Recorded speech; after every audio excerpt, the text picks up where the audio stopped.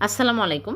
আজকে আমি ঘিয়ের মধ্যে বেসন ভেজে মজার রেসিপি করে দেখাবো। প্রথমে চুলায় প্যান বসিয়ে ঘি 1/4 কাপ আর বেসন 1 কাপ, সুজি 2 টেবিল চামচ দিয়ে নেড়েচেড়ে ভেজে নেব কালার চেঞ্জ হয়ে আসা পর্যন্ত। ভাজতে ভাজতে দেখবেন একদম নরম হয়ে আসছে, তখনই চুলা থেকে নামিয়ে নিতে হবে।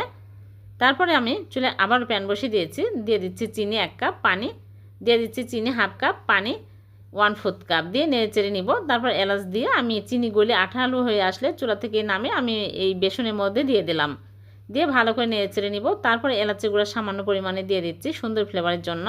দিয়ে নেড়েচেড়ে ঘন টাইট হয়ে আসলে আমি একটা মোল্ড নিয়েছি, এই মোল্ডে ফয়েল পেপার বিছিয়ে ঘি ব্রাশ করে নিয়েছি আর বাদাম কুচি উপর দিয়ে দিচ্ছি, দিয়ে এর মধ্যে সবগুলো ঢেলে নিব, নিয়ে চেপে চেপে নিব, নিয়ে নর্মাল ফ্রিজে রেখে দিব ঠান্ডা পর্যন্ত। ঠান্ডা হলে বের করে কেটে আপনাদেরকে দেখাবো। হয়ে গেল ভীষণ মজার বেসনের সন্দেশ। এভাবে বানিয়ে দেখবেন, খেতে কিন্তু দারুণ টেস্টি হয়। ভালো লাগলে লাইক কমেন্ট শেয়ার করে দেবেন। আল্লাহ হাফেজ।